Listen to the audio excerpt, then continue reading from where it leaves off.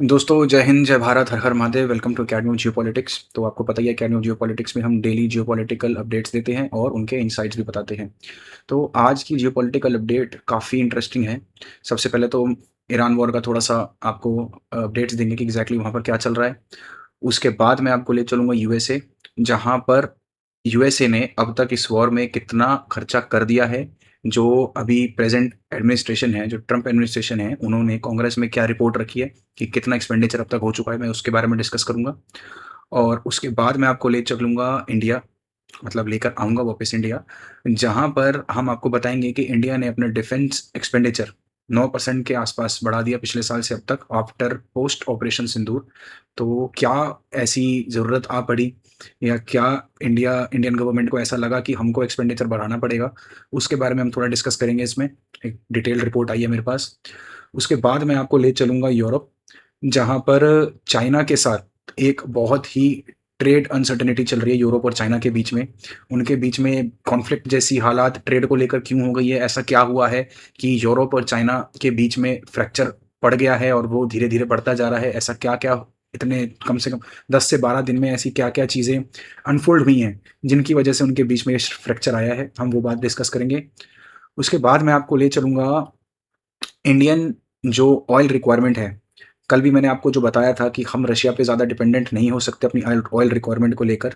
उसके ऊपर भी आज एक रिपोर्ट आई है, ऐसा क्या है, क्यों नहीं हो सकते? उसके बारे में आज मैं आपको डिस्कस करूँगा। लास्ट में मैं आपको ले चलूँगा गाज़ा, ऐसी जगह जो इस मिडल ईस्ट के वॉर के दौरान बिल्कुल लोगों के दिमाग से गायब हो चुका है। उसको मैं आज आपको फिर से रिमाइंड करवाऊँगा कि एग्ज़ैक्टली इज़राइल अब गाज़ा को लेकर क्या कर रहा है। तो टाइम ना वेस्ट करते हुए करते हैं आज की वीडियो की शुरुआत। और वीडियो की शुरुआत करने से पहले मैं आपको कहूँगा कि अगर अभी तक आपने हमारे चैनल को सब्सक्राइब नहीं किया है, तो प्लीज़ हमारे चैनल को सब्सक्राइब करें। बेल आइकन ज़रूर दबाएँ, क्योंकि हम यहाँ पर आपको जियोपॉलिटिकल अपडेट्स देते हैं विद इनसाइट्स। तो करते हैं आज की वीडियो की शुरुआत। वीडियो की शुरुआत सबसे पहली स्लाइड से करेंगे। तो ये ईरान वॉर में छोटा-सा एक अपडेट है। ये आपका है स्ट्रेट ऑफ ट्रम्प बन चुका है अब, स्ट्रेट ऑफ हार्मोज़ की जगह। ट्रम्प साहब ने उस स्ट्रेट को अपना नाम दे दिया है। क्यों दिया है वो एक बार हम अभी डिस्कस कर लेते हैं। US president shares new map naming Hormuz after himself, says blockade could last for months. US President Donald Trump shared a modified map renaming the Strait of Hormuz as Strait of Trump, following claims that the naval blockade against Iran could last for months. This development occurs as Iran rejects US claims about economic damages and criticizes the blockade strategy, with its parliament speaker calling advice junk. Iran के parliament speaker ने advice जंग कहा है, उसकी भी मैं आपको दिखाऊंगा। तो ये है वो फोटो जो डोनाल्ड ट्रम्प साहब ने पोस्ट करी थी ऑनलाइन ट्रुथ सोशल पर, स्ट्रेट ऑफ ट्रम्प। अब देखिए, इस पे कमेंट तो मैं कुछ करूंगा नहीं। क्यों? ट्रम्प साहब being a big businessman and being the president of United states of America twice in his life, I don't know why he is not mature enough. मतलब मुझे समझ नहीं आता ये लगाने से क्या मिल जाएगा और क्या हो जाएगा। देखो, हमने काफ़ी प्रेसिडेंट्स देख लिए यूनाइटेड स्टेट्स ऑफ अमेरिका के, और एक चीज़ मैं आपको और भी बता दूं, यूएसए ईरान को लेके ऐसा कुछ भी नहीं कर रहा है नया जो इसने पहले कभी नहीं किया। आप अफगानिस्तान उठा लीजिए, आप सीरिया उठा लीजिए, आप वियतनाम उठा लीजिए, आप इराक उठा लीजिए। तमाम ऐसे एग्जाम्पल्स हैं मेरे पास जो जिसमें यूएसए ने इससे कहीं गुना ज़्यादा बर्बादी मचाई है दूसरे देशों में। It is nothing new for USA. और अगर ट्रम्प साहब ऐसा कुछ समझ रहे हैं कि उन्होंने कुछ बहुत बड़ा तीर मार लिया है ईरान पे वॉर छेड़कर, तो ऐसा कुछ भी नहीं है, कुछ भी नहीं है। They have done much worse than what they are doing in Iran. उसके बाद भी I don't know why he reacts in such a kiddish way. I just can't, मतलब मेरे पास इस चीज़ के लिए ना कोई जवाब नहीं है। बट एक अपडेट आपको देना था, तो मैं आपको वो दे रहा हूँ। The development comes as Trump indicates that the US naval blockade against Iran could continue for months. The blockade, enforced since mid-April, targets vessels entering or leaving Iranian ports and has contributed to a surge of global prices, which recently hit their highest levels in over 4 years. Earlier, a report by the Institute of Study of War suggests Iran is likely to back down. The analysis indicates that the hardline approach led by Ahmad Wahidi से has become dominant with Tehran leadership. कह रहा है कि IRGC का जो वो है वही डोमिनेंट अब लीडरशिप में है। According to the report, Iran is unwilling to negotiate its nuclear program until the US lift the blockade and is exploring alternative strategies to maintain the leverage. ये मैंने आपको कल बताया था कि नया इन्होंने प्रपोजल भेजा था जिसमें उन्होंने कहा था कि आप ब्लॉकेड हटाओगे तो हम भी अपना ब्लॉकेड हटा देंगे, तो लेकिन ट्रंप साहब ने उसको रिजेक्ट कर दिया था पूरी तरीके से। These include a possible plan with Oman to impose tolls on ships passing through the Strait of Hormuz, allowing Tehran to present a new proposal without compromising its core demands. The report also notes that Iran may seek to pressure the US indirectly by encouraging Houthi groups in Yemen to target the vessels in the Bab al Mandeb Strait. अब ये कह रहा है कि एक नया plan Iran लाने वाला है। ईरान ओमान के साथ मिलकर, मतलब ईरान प्लस ओमान दोनों के दोनों टोल वसूलेंगे स्ट्रेट ऑफ हॉर्मोज में। यहाँ से मतलब ये रहेगा, ऐसा ईरान अब एक नया प्रपोजल रखने वाला है, लेकिन अपनी कोर डिमांड जो है न्यूक्लियर वाली और स्ट्रेट ऑफ हॉर्मोज को खोलने वाली वो इंटैक्ट रखेगा ईरान। उसके बाद ये कह रहा है कि ईरान सीख कर रहा है कि वो प्रेशर क्रिएट करेगा और हुतीस को लेकर, हुतीस जो यमन में है, जो बाबल मंदेब है, जो एक नया स्ट्रेट है जो रेड सी को जाता है, उसको कंट्रोल करने के लिए ईरान शायद अब कुछ अपने स्टेप्स आगे बढ़ाए। ये तो ट्रंप साहब ने ट्वीट किया कि अब वो कितने 2 या 3 दिन में, ट्रंप साहब ने ट्वीट किया था जिसमें उन्होंने कहा था 2 या 3 दिन में ईरान अब बैक डाउन कर जाएगा क्योंकि उनके वेसल्स भरने वाले हैं तेल भरने के लिए। अब इस पे गालिबाफ साहब क्या कहते हैं, ये कहते हैं कि 3 days in no well exploded. कह रहे 3 दिन हो चुके हैं, मेरा कोई वेल अभी तक एक्सप्लोड हुआ नहीं। वी कुड एक्सटेंड टू 30, कह रहे हम 30 दिन तक जा सकते हैं और लाइव स्ट्रीम कर देंगे वेल, हम वेल की लाइव स्ट्रीमिंग कर देंगे। That was the kind of junk advice the US admin gets from the people like Bessent, Stark Bessent also pushed the blockage theory and cranked oil up to $120 plus. Next stop 140. The issue isn't the theory, it's the mindset. वो कह रहा है कि stock Besant के सिर्फ लोगों की बात सुनोगे तो ऐसा ही होगा। उसी गधे की वजह से आपने ऑयल को $120 पे ले गए हैं, अब वो 140 पे हो जाएगा अगर आप ऐसी ही थ्योरीज को मानते रहे तो ईरानियन रिजीम के ट्वीट्स देखने से और ऐसा करने से हमको कहीं से नहीं लगता कि वो किसी तरीके से बैक डाउन करना चाहते हैं। वो अभी भी पूरी तरीके से वॉर में इंटैक्ट है। स्ट्रेट ऑफ हॉर्मोज को पूरी तरीके से कंट्रोल करके रखा हुआ है ईरान ने, कहीं से भी बैकिंग लग नहीं रही है कि वो कोई मतलब झुकने को तैयार हो रहे हैं। उसके बाद अभी जो 2 दिन पहले प्रपोजल रखकर आए थे, अरक्ची साहब गए थे वहां पर पाकिस्तान और पर्चा पकड़ा के आए थे अपने नौकर को, आसिम मुनीर को।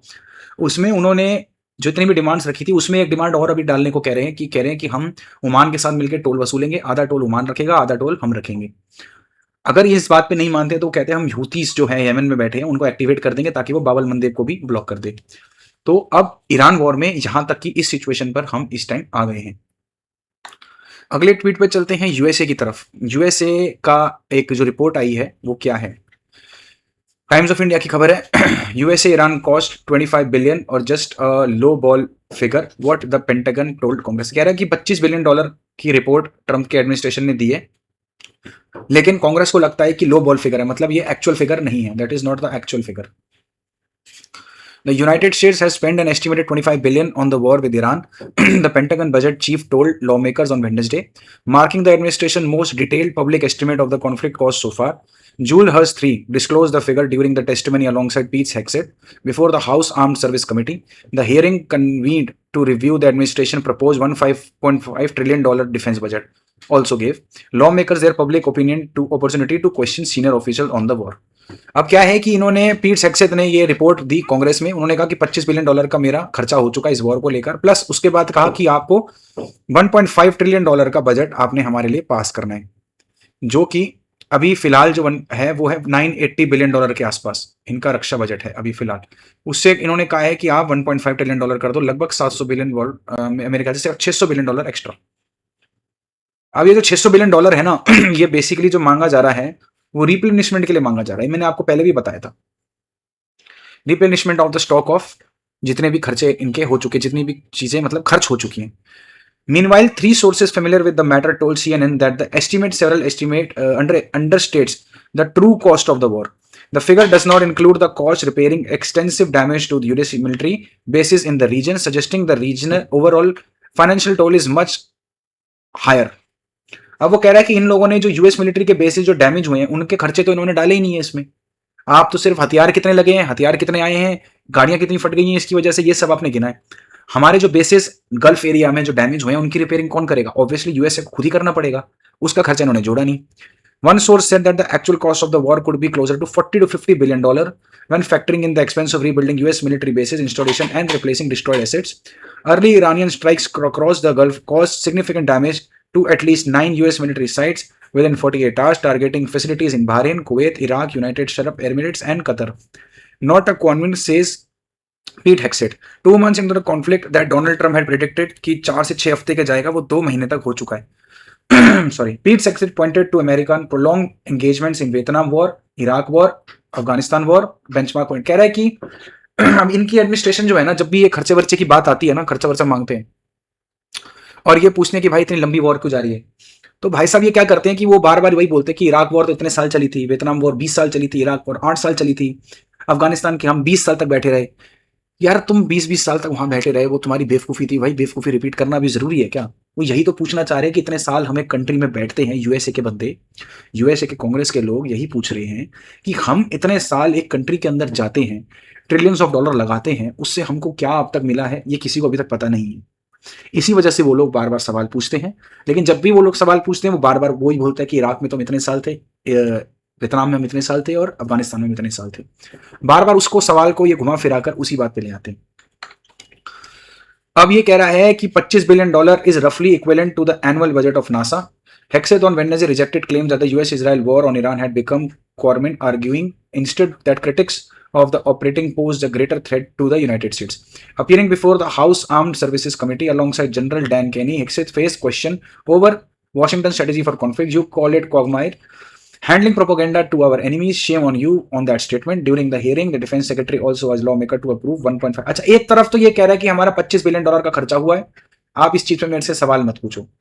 जैसे ये बात खत्म होती है, फिर कहता है कि यार हमारा ना रक्षा बजट $1.5 ट्रिलियन का कर दो. मतलब आप एक $25 बिलियन का जो खर्चा है, वो जो कह रहे हैं कि 25 नहीं है 50 है, उसका जवाब आप दे नहीं पा रहे हो.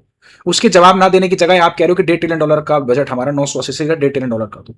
कॉन्ट्राडिक्टरी स्टेटमेंट आप बार बार कांग्रेस के सामने डाल रहे हो. पता नहीं कैसे समझते हो कि वो एक्सेप्ट कैसे करेगी. Military spending, while describing some members of Congress the biggest challenge to the war effort. Biggest advisory we face to this are the reckless, feckless, and deficient words of congressional Democrats, some Republican, etc. The war against Iran, an existential fight of the safety of American people, and administration was proud of its undertaking. The Pentagon had developed tens of thousands of troops in the Middle East, including maintaining 3 aircraft. 13 बंदे अब तक US के बंदे मर चुके हैं, 13 service में. तो ये बात थी सारी कि इनका अब तक बजट क्या हुआ है और क्या क्या खर्चा ये लोग इस वॉर को लेके कर चुके हैं. अब हम चलते हैं ईयू एंड चाइना. ये खबर ना 3 पार्ट में है, काफी डिटेल्ड में मैंने आपके साथ में लेकर आया हूं कि एग्जैक्टली क्या चल रहा है. ये खबर मेरे पास काफी दिन पहले आ चुकी थी, लेकिन मैं वेट कर रहा था कि चीजें इस चीज में और अनफोल्ड हुई, क्योंकि ये खबर शुरू होती है 14 अप्रैल से और आज आ गई 30 अप्रैल. तो इन 15 दिन में एग्जैक्टली ईयू और चाइना के बीच में ऐसा क्या हुआ कि इनके बीच में बहुत ज़्यादा फ्रैक्चर आ गया. तो खबर ये आती है कि ये डेटेड है आपकी, ये वाली खबर, इसमें डेट मैंने लिखी नहीं है, मैं बता देता हूँ. 28/4/2026 की खबर है, इकोनॉमिक टाइम्स की. Another trade war, EU fires first shot in economic clash with China. EU is planning a major shift in its industrial policy through the proposed Made in Europe framework under the Industrial Accelerator Act, aiming to strengthen domestic manufacturing, reduce reliance on foreign suppliers, and project jobs amid concerns over industrialization and strategic dependence. The European Union is moving to redraw the rules for industrial competition within its borders, setting the stage for sharper economic confrontation with China. Its proposed Made in Europe framework, embedded in the Industrial Accelerator Act, seeks to channel public money into domestic production while limiting reliance on foreign supplier. अब ये कह रहे हैं कि ना हमको domestic manufacturing पे ज्यादा ध्यान देना है, मतलब मेड इन यूरोप में, और हमको ना बाहर में फॉरेन कंट्री से जो सामान आता है ना उस पे बहुत ज्यादा अब हमने रिलायंस नहीं रखना है अपना. अब जैसी ये बात निकली ना तो चाइना तिलमिला गया. चाइना क्यों तिलमिला गया? क्योंकि चाइना का बहुत बड़ा एक्सपोर्ट ईयू के अंदर आता है, यूरोपियन यूनियन के अंदर आता है. उसमें ऑटोमोबाइल्स आते हैं, उसमें आपके आपका जो इलेक्ट्रिकल कंपोनेंट्स आते हैं, मोबाइल्स एंड जितने भी गैजेट्स हैं वो सारे आते हैं, प्लस काफ़ी डिफेंस के जितने भी पार्ट्स हैं ना काफ़ी हद तक वो चाइना से ये लोग इंपोर्ट करते हैं.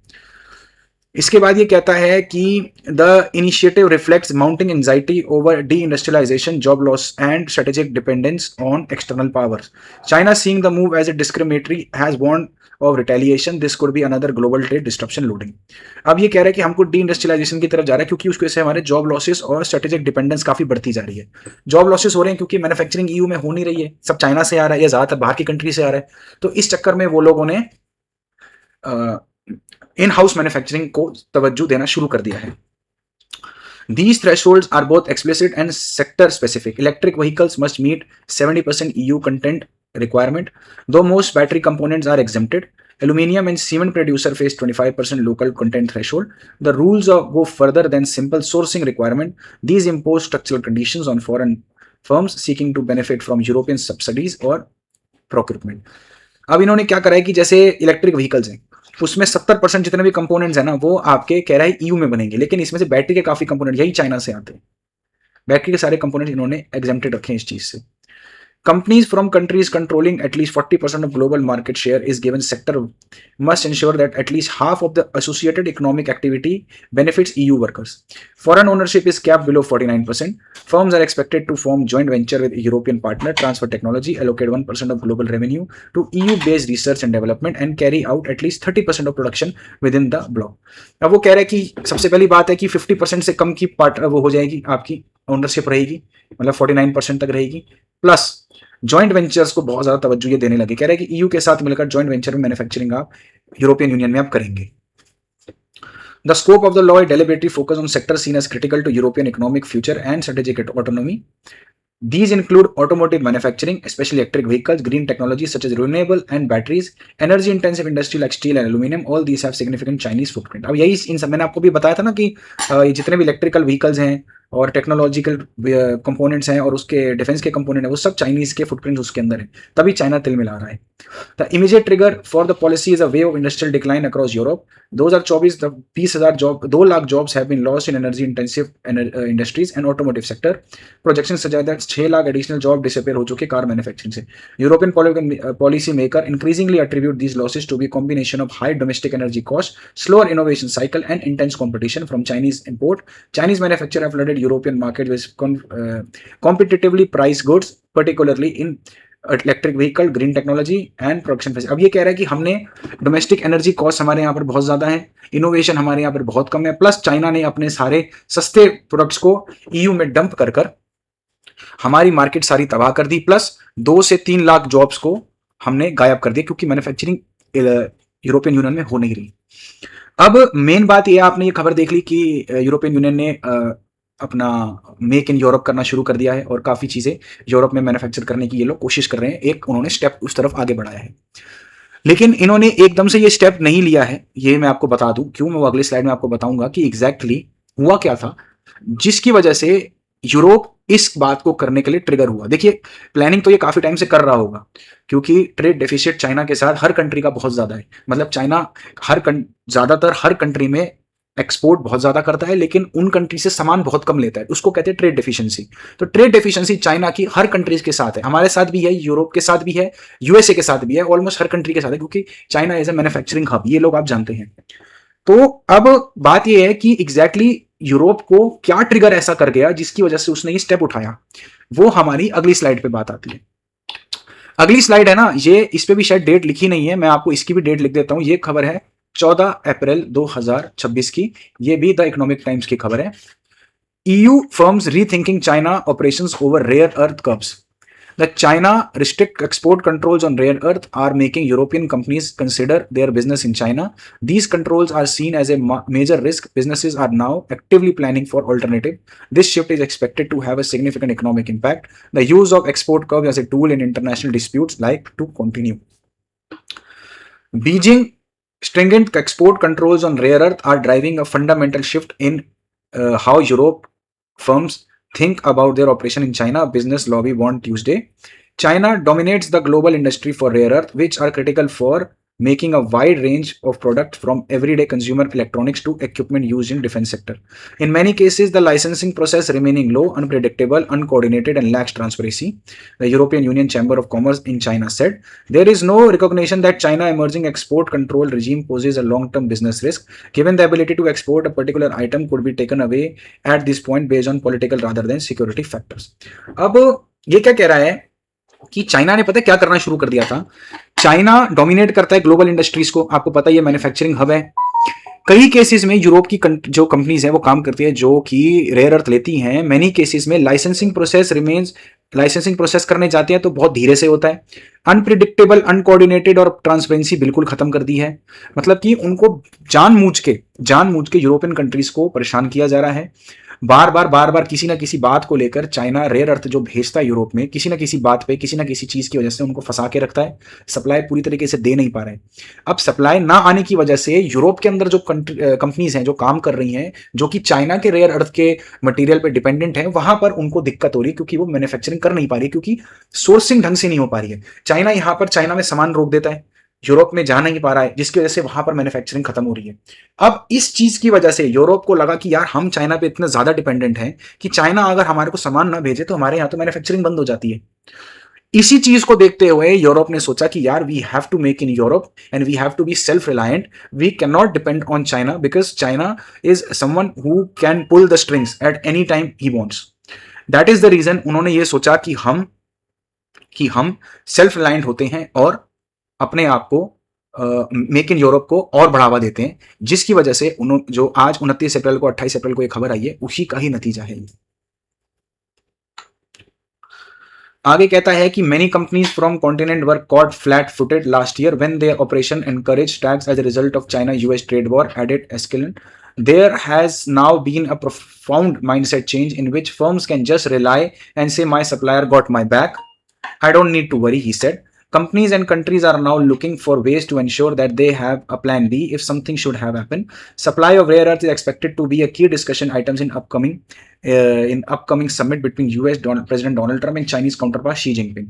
Even if the sides manage to reach a deal on critical minerals, Askin says that he thinks China use export curbs as a means of solving international dispute. अब क्या है कि चाइना ना बार बार क्या है, ये इंटरनेशनल इशू को solve करने के चक्कर में ये चीजें करता रहता है, रेयर अर्थ को रोक देता है, या कोई भी चीज जो फिर किसी कंट्री में वो दे रहा है उसको वो रोक देता है अपनी बात मनवाने के लिए। अब ये कह रहा है कि they are very committed to this tool, इस टूल को लेकर वो बहुत कमिटेड है। I don't think so it's going anyway. कह रहा है कि मुझे नहीं लगता ये कभी हाल फिलहाल में जाने वाला है, क्योंकि चाइना इस चीज को लेकर अपनी बात जरूर मनवाएगा। उसने भाई इतने साल मेहनत करी है इस चीज को लेकर, अपने आप को मैन्युफैक्चरिंग हब बनाया है, पूरे वर्ल्ड को अपने पे डिपेंडेंट किया है, तो कहीं ना कहीं वो इस चीज को डिप्लोमेटिकली उसका फायदा जरूर उठाएगा। ना उठाएगा तो मैं उसको बेवकूफ मानता हूं कि इतनी मेहनत करी है उसके बाद भी तुम अपनी बात नहीं मनवा पा रहे हो। इस वजह से इस चीज को देखते हुए यूरोप ने सोचा कि यार we have to be self reliant, क्योंकि चाइना तो कभी भी रेयर अर्थ का ये नलका बंद कर सकता है। दूसरी चीज, अभी जो शी जिनपिंग के साथ डोनाल्ड ट्रंप की मीटिंग होने वाली है उसमें रेयर अर्थ का ये मुद्दा बहुत प्रोमिनेंट और मेन रहने वाला है, बहुत मतलब मेन मुद्दे की बात रहने वाली है अभी जो इस खबर में ये बताते हैं। अगली स्लाइड पे अगर हम चलते हैं तो मैंने आपको इन दोनों खबर के बारे में बताया है। ईयू ने चाइना के अगेंस्ट ये मूव क्यों लिया है? चाइना का डोमिनेंस 70% ग्लोबल रेयर अर्थ का माइनिंग जो है वो ईयू चाइना के पास है। दूसरी चीज आपकी, अगर हम 80 से 90%, 85 से 90% ग्लोबल रेयर अर्थ का जो प्रोसेसिंग रिफाइनिंग है वो भी चाइना ही करती है। पहली बात है 70% उसकी माइनिंग चाइना करती है, 90% तक की रिफाइनिंग चाइना करती है, तो उसकी प्रोसेसिंग से लेके माइनिंग से लेके प्रोसेसिंग तक सब चाइना के अंडर है। ईयू की डिपेंडेंसी 90 से 98% रेयर अर्थ की चाइना के ऊपर है, लगभग 100% की डिपेंडेंसी है ईयू की रेयर अर्थ को लेकर चाइना पर। ट्रिगर क्या किया कि चाइना ने एक्सपोर्ट कंट्रोल कर दिए। China impose export controls and licensing requirement of rare earth, supply chain delay होने लगी, प्राइसेस बढ़ने लगे और प्रोडक्शन अनसर्टिनिटी बढ़ने लगी और कुछ फर्म्स को बंद भी होना पड़ गया। इस कगार पर यह स्थिति आ गई। अब इसका जो 14 अप्रैल का ये जो मूव था ईयू का, ये 14 अप्रैल को चाइना ने किया था, मतलब परेशान करना शुरू किया था। जो ये खबर आई थी चाइना वर्सेस ईयू हो गया था, फिर यहां पर आकर ईयू वर्सेस चाइना हो गया।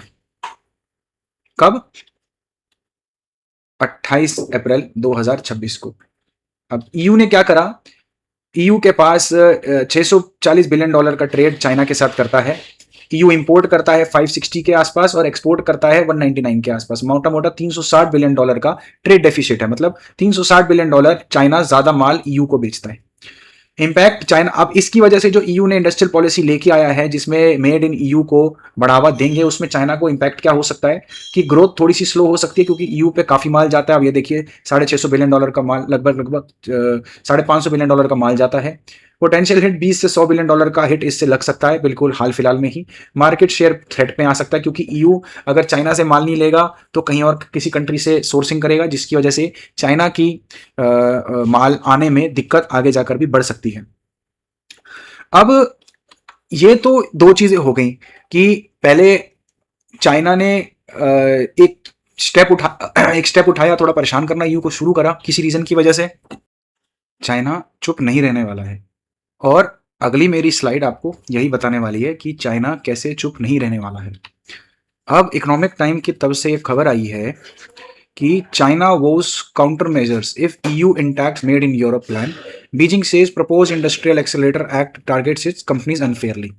यहाँ पर मेन पॉइंट जो है देखने के लिए वो ये कह रहा है कि if EU presses ahead with the legislation and thereby harms the interests of Chinese companies, China will have to choice up but to take countermeasure to firmly safeguard the legitimate rights and interest of its enterprises, the ministry says. अब इन्होंने ये बात तो कह दी कि हम counter measures लेंगे, लेकिन क्या क्या काउंटर मेजर्स चाइना ले सकता है वो मैं आपको थोड़ा बताता हूं। ये इकोनॉमिक टाइम्स की खबर है, ये मेरी एनालिसिस है, ये इसमें मैंने नहीं लिख दिया है, या फिर एकेडमी ऑफ जियोपॉलिटिक्स की एनालिसिस है ये। सबसे पहले तो एक्सपोर्ट्स ऑन क्रिटिकल मिनरल्स, ये तो मैंने आपको बता दिया, अभी आपको मैंने बताया कि EU के 98% क्रिटिकल मिनरल जो है वो चाइना पे डिपेंडेंट है, तो उसको ये बंद कर सकता है, कम कर सकता है या बंद कर सकता है। Targeted trade retaliation on sensitive sectors, जैसे कि काफी है कि मतलब एग्रीकल्चर पे भी काफी डिपेंड है, तो वो भी काफी बंद कर सकता है वो। Launch anti dumping and anti subsidy investigation and impose tariffs on EU products on politically sensitive sectors. EU के जो प्रोडक्ट्स चाइना के अंदर आते हैं उस पे ये सैंक्शंस लगा सकता है। तीसरी, restrict scrutinize EU companies in China, use regulatory probes, compliance checks and administration action to limit operation approvals and procurement accesses. ये भी चाइना कर सकता है। काफी जो EU की कंपनी जो चाइना में काम करती है उन पे ये सैंक्शंस लगा सकता है।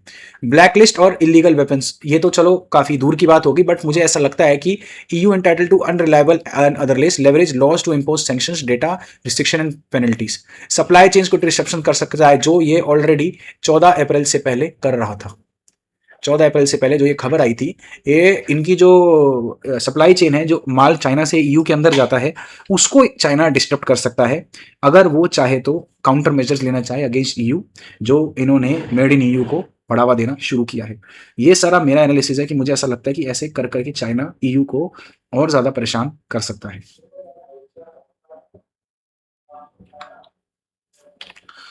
अब हम इंडिया पे आते हैं। इंडिया के लिए भी काफी अच्छी भी खबर आई है, प्लस थोड़ी सी समझने वाली भी खबर है।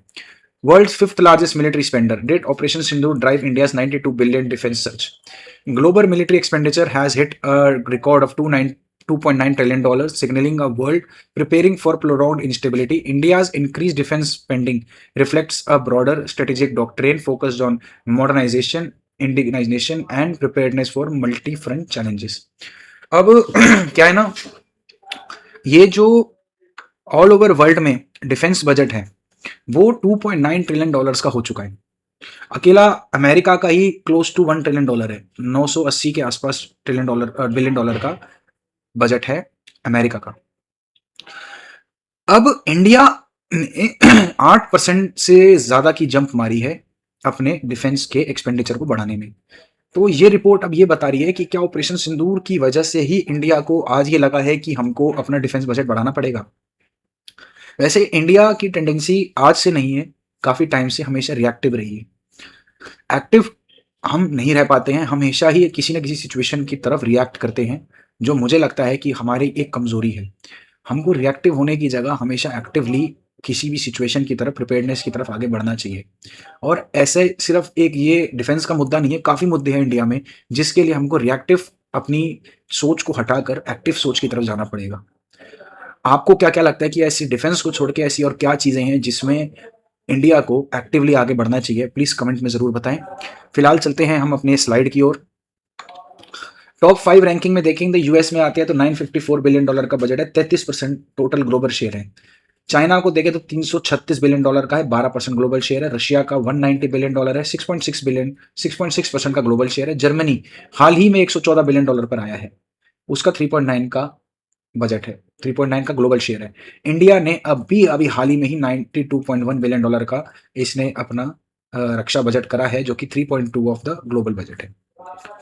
India की position as a world fifth largest military spender highlights its expanding role in the global security landscape. In 2025, defense expenditure rose to 8.9%. मैंने कहा था ना 8% से ज़्यादा, 8.9% करा to $92.1 billion, maintaining the same rank it held in 2024 when spending stood to $86 billion. अब $86 billion से हमने सीधा जंप मारी है $92.1 billion की। मोटा मोटा $9 बिलियन का सीधा सीधा जंप आया है हमारी तरफ से। अब इसमें ये कहता है कि the key factor of this increase was the May 2025 India Pakistan conflict which saw the deployment of advance system such as combat aircraft, drones and missiles. The escalation prompted significant revision in defense allocations with capital outlay for aircraft system rising 50% in operational cost for Indian Air Force increasing sharply. Yet India's defense spending is not purely reactive. It reflects a broader strategic doctrine centered on modernization, indigenization, and preparedness for multi-front challenges. Its military burden at around 2.3% of the GDP is in line with global averages, but conceals a more ambitious objective: building capabilities across land, air, and sea, emerging domains such as cyber and space. अब ये report बताती है कि भैया India की जो doctrine है ना वो रिएक्टिव नहीं है, लेकिन उनकी डॉक्ट्रिन मॉडर्नाइजेशन, इंडिजनाइजेशन और प्रिपेयर्डनेस को दर्शाती है। लेकिन मेरा मानना है कि हम रिएक्टिव ही हैं। अगर हम रिएक्टिव ना होते तो आपकी जो प्रेजेंट सरकार है वो 2014 से आई है सत्ता में। मैं ये नहीं कह रहा कि इस सरकार ने काम नहीं करा, इस सरकार ने बहुत काम करा है, इतना करा है कि आज से पहले किसी सरकार ने इतना काम नहीं करा। इस चीज के लिए मैं बिल्कुल भी नहीं बोलूंगा, लेकिन अगर हमारी सोच रिएक्टिव ना होती तो 2014 से लेकर आपको 2025 लगभग 11 साल हो गए। आपको 11 साल बाद आपको ये समझ में आया है कि हमको स्पेंडिंग अपनी मॉडर्नाइजेशन, इंडियनाइजेशन और प्रिपेयर्डनेस के लिए करनी है। 11 साल में इससे पहले आपको कभी समझ में आया कि हमको अपना डिफेंस बजट बढ़ाना चाहिए? कहीं ना कहीं आपको ये दर्शाता है कि हमको इस चीज के लिए काम करना जरूरी है। हमको अपनी टेंडेंसी को रिएक्टिव से हटाकर एक्टिव में जाना बहुत ज़रूरी है, अगर हमको सच में इंडिया को ग्रो करते हुए देखना है और एक सुपर पावर बनाना है। अगली स्लाइड में आते हैं कि what is driving the spending spree. Behind the number lies a complex mix of drivers, active conflicts, strategic rivalries, and long-term military planning. The Russia-Ukraine war has significantly reshaped global spending patterns. Ukraine now allocates extraordinarily 40% of its GDP to defense, the highest in the world, while Russia spends just 7.5% of its GDP on military. These figures underscore how prolonged conflict can fundamentally reorder national priorities. At the same time, great power competition, particularly between US and China, is sustaining investment in advanced military technology. China's 31-year streak of rising defense spending reflects a deliberate long-term modernization strategy aimed to achieving comprehensive military capability by 2035. अब अगर आप China की tendency देखिए China ने इतने साल में केवल एक ही वॉर लड़ी 1962 की इंडिया के साथ। अब इनकी जो पॉलिसी है ना वो बताती है कि हाँ, they are not reactive, they are actively working to it. अब आप देखिए चाइना की सेकंड नंबर में रैंक आती है, $336 बिलियन की इसकी स्पेंडिंग है, ग्रोथ 0.074 से है, 1.7% आपकी जीडीपी ग्रोथ है, ग्लोबल शेयर है 12% का। आप 31 साल से खर्च कर रहा है चाइना, 31 साल से। इसको कहते हैं कि हाँ एक्टिवली ये काम कर रहा है, they are not reactive. Reactive हो कैसे सकता है? क्योंकि चाइना को तो किसी की जरूरत नहीं है ना, चाइना के ऊपर तो किसी का थ्रेट है नहीं, चाइना ही सबके लिए थ्रेट है। अब इसके लिए ही वो एक्टिवली काम कर रहा है ना। अब वो थ्रेट बनने के लिए उसने मेहनत करी, अपनी डिफेंस इतनी बढ़िया करा, उसने एक्सपेंडिचर इतना ज्यादा करा, उसने खर्चा इतना ज्यादा करा कि आज वो सबको आंख दिखा पा रहा है। मैं ये नहीं कह रहा कि इंडिया भी इतना पावरफुल बन जाए कि आंख दिखाए, आंख मत दिखाइए, लेकिन आप अपने आप को स्ट्रांग तो इतना करिए ना कि आपको कोई आंख ना दिखा पाए। मैं मानता हूं काफी हद तक ये काम अब हुआ है। हमारी सेना बहुत बहुत अच्छी है, मैं उसकी सराहना करता हूं। हमारी सेना बहुत अच्छी है और बहादुर भी है, प्लस उनके अंदर जो फीलिंग्स हैं अपने देश को लेकर वो किसी के अंदर नहीं है। लेकिन स्टिल सरकार की तरफ की तो एक जिम्मेवारी बनती है ना कि हमको अपनी सेना को पूरी तरीके से प्रोक्योर करना है, उसको पूरी तरीके से हथियार मुहैया करवाने हैं कि वो एक्टिवली किसी भी वॉर के अंदर जाए। अगर हमको कोई आंख ना दिखा पाए, हमको ही तो मेक श्योर करना पड़ेगा ना ये चीज़। इसी के लिए मैं कह रहा हूँ कि that we have a very reactive thing, जिसको हमको बंद करना पड़ेगा कुछ ना करके भी, और हमको एक्टिवली किसी न किसी चीज़ के लिए काम करना शुरू करना पड़ेगा। In Europe, evolving NATO's benchmark, potentially targeting defense spending of 5% GDP by 2035, are accelerating budget increases across member states. This shift has also blurred the boundaries between military and civilian expenditure, raising ongoing concern about transparency and accountability. अब आप India को देखिए, 5th number पे आता है, $92.1 billion, 0.089 का growth है हमारा, 2.3% का बजट का हमारा जीडीपी का शेयर है, ग्लोबल में सिर्फ 3.2% का शेयर है, चाइना का 12% का शेयर है। पाकिस्तान की तो बात नहीं करें, 31 है, 11.9 है, 0.11%, 2.9% और 40.40 का इनका रक्षा बजट है ग्लोबल शेयर में। फाइनेंस इकोनॉमिक टाइम्स की एक खबर आई है रशियन ऑयल को लेकर, Russian oil flows to Indian cools, import fall 20% in April as floating cargo supply fade, disruption bite. India imports of Russian crude fell 20% sequentially to in April 1.5 billion per barrel per day, reflecting a tempering of the surge in March, which was marked by floating cargoes amid the Iran war and temporary US sanction waiver. April arrivals were also hit by loading disruption at a key Russian terminal after a Ukrainian attack. Indian Oil Corporation remained the largest buyer of Russian crude oil in both March and April. Its import averaged 670,000 barrels per day between April 1 and 26, accounting for about 42% of India's total Russian purchases and about 2.5% Reliance Industries. अब ये कह रहा है कि Russia ने supply की हमारी कम करने के 2-3 मुद्दे थे। सबसे बड़ी बात, रशिया में खुद डिस्टर्ब हो गई थी सप्लाई बिकॉज ऑफ यूक्रेन ने काफ़ी रशियन डंपर्स पे, डिपोज पे मारा था, मैन्युफैक्चरिंग यूनिट्स पे भी मारा था, जहाँ पर ऑयल का मतलब जहाँ पर ऑयल निकाला जाता है वहाँ पर भी रशिया ने काफ़ी इस टाइम अभी ड्रोन्स मारे थे अपने। उसके बाद क्या हुआ कि यूएस ने जो सैंक्शंस हटाए थे वो उस पर हटाए थे जो ऑलरेडी सी में प्रेजेंट थे, जितने भी ओशन और सी में प्रेजेंट थे फ्लीट्स उसके हटाए थे, लेकिन वो जब खत्म हुए उन्होंने फिर से सैंक्शन लगा दिए, वो बाद में फिर हटा दिए गए थे, लेकिन उसकी वजह से अभी सप्लाई की डिस्ट्रप्शन हुई थी। अब यहाँ पर कह रहा है Ukrainian attacks on Russian Baltic Sea terminal in March also disturbed loading. He added almost all Indian refineries except Numarligarh refinery are now sourcing Russian crude, up from just 3. Indian Oil, Nayara and BPCL in January, when US sanction on key Russian exporter had deterred buyer. Reliance resumed imports in February also. अब हमारे यहाँ पर थोड़ा सा panic buys भी हो रखा था शॉर्टेज की वजह से, पेट्रोल में शॉर्टेज के अफवाह की वजह से। In some areas of the country are running dry due to panic buying, but supplies are being quickly restored, a petroleum ministry official said on Monday, stating that India has sufficient fuel supplies. We have observed exceptional growth in certain areas, with diesel sales rising 30 to 33%. Joint Secretary in Ministry Petroleum and Natural Gas said that the response to reports of shortage in parts of Andhra Pradesh and Telangana by this evening stocks up. इसका एक बहुत बड़ा reason elections भी थे।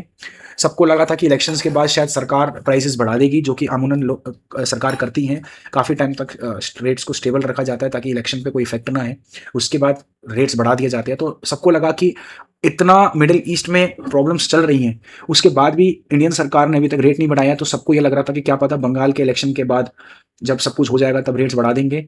सरकार की सराहना करनी चाहिए इस चीज़ में, उन्होंने रेट्स नहीं बढ़ाए हैं और आगे बढ़ाने का भी अभी तक कोई प्लान नहीं सामने आया है, ना हमको कोई रिसोर्सेज से हमारी कोई खबर आई है अभी तक। उन्होंने इतने क्राइसिस में भी मेंटेन रखी है supplies without fluctuating the rates, that is commendable for this government.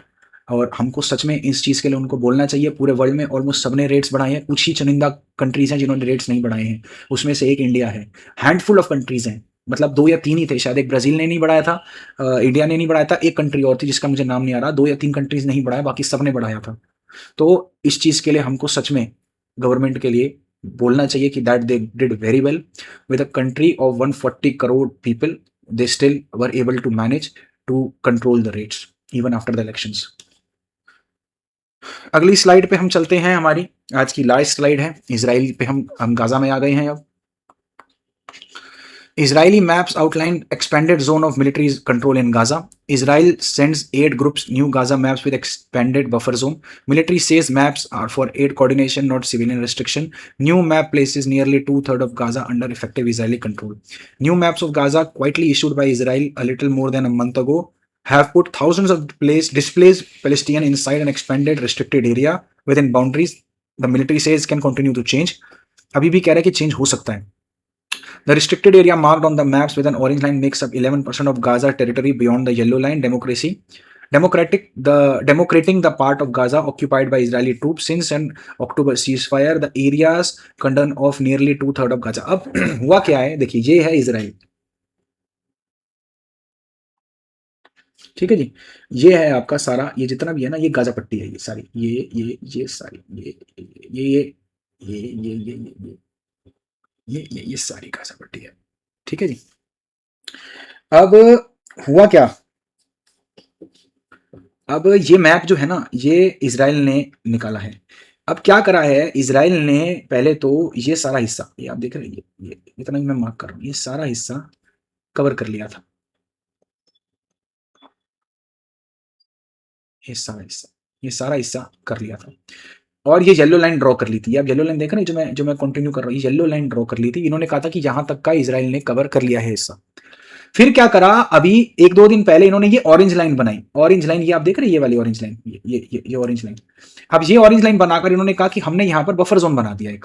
Buffer zone ये किस लिए बनाया, ताकि इन्होंने कहा कि यहाँ पर ना ह्यूमैनिटेरियन एड वाले लोग, ह्यूमैनिटेरियन एड करने के लिए लोग जाएंगे, या फिर उसकी आर्मी की मूवमेंट के लिए, ठीक है जी, या फिर फूड सप्लाईज के लिए, या फिर वेपन सप्लाईज के लिए हमारे लोग जाएंगे। उन्होंने ये अपने आप ही ये बफर एक जोन और बना दिया। सबसे पहले तो लोग यही कह रहे हैं कि तुमने ये जो येलो लाइन है, ये वाली येलो लाइन, पहले ये थोड़ी सी पीछे हुआ करती थी, तुमने थोड़ी सी आगे वैसे ही बढ़ा दी, उसके बाद ये येलो लाइन तो आगे बढ़ाई, उसके बाद एक ऑरेंज लाइन और ड्रॉ कर दी, और उसके बाद भी ये कह रहा है कि it can continue to change. ये ऑरेंज लाइन कह रहा है अभी भी कंटिन्यूली हम चेंज कर सकते हैं जब हमारा मन चाहे, या हमारी आर्मी का मन चाहे। Israel is expanding control beyond the line agreed in the US broke अक्टूबर 2025 में इनके बीच में सीज फायर करवाया था। तो जितना ये कह रहा है कि यूएस में जितना एक एरिया कवर करने को कहा था ना कि हाँ चलो ये इजराइल का हो गया, उससे भी आगे बढ़ चुका है अब। Cast further doubt on President Donald Trump Gaza plan held up for month due to Iran war and disagreement over disarming the Hamas militant. It also widens the zone in which Israel military says it could operate and carry out deadly attack against Palestinians without marking it on the ground. The October ceasefire line has marked with concrete blocks painted yellow. Israel has previously moved those blocks deeper into Hamas controlled territory. अब ये कह रहे हैं ना कि और deeper और अंदर आ चुका है इजराइल, और चुपके से ये नक्शा इन्होंने इंटरनेट पर डाल दिया। तो आज की हमारी ये फाइनल स्लाइड थी। आज की स्लाइड्स में मैंने आपको बताया ईरान वॉर में क्या चल रहा है और ट्रम्प जी कैसे रिएक्ट कर रहे हैं, वो मैंने सारा आपको दिखाया। उसके बाद मैंने बताया कि आपको कि एग्जैक्टली यूएसए का जो कितना एक्सपेंडिचर अब तक इस वॉर में हो चुका है और कैसे वो रिपोर्ट को गलत बता रहे हैं। उसके बाद मैंने आपको ये बताया कि यूरोप और चाइना, उनके बीच में कैसे ट्रेड को लेकर अब फ्रैक्शन जो है वो बढ़ता जा रहा है, उनके बीच का फ्रैक्चर बहुत ज़्यादा बढ़ता जा रहा है due to all because of उनके जो ट्रेड ओपिनियंस है वो कैसे डिफरेंट हैं। और उसके बाद मैंने आपको इंडिया का डिफेंस बजट के बारे में बताया कि why India is vigorously and actively increasing a defence budget after post operation Sindoor, and is it because of the operation Sindoor और किसी और रीज़न की वजह से इंडिया कर रहा है, वो भी मैंने आपको बताया। फिर मैंने आपको रशियन ऑयल के बारे में बताया कि रशियन ऑयल क्यों डिप हुआ, इंडिया के अंदर इंपोर्ट करना डिप क्यों हुआ। उसके बाद मैंने आपको गाज़ा के बारे में बताया कि इजराइल गाज़ा को लेकर अब कैसे रिएक्ट कर रहा है।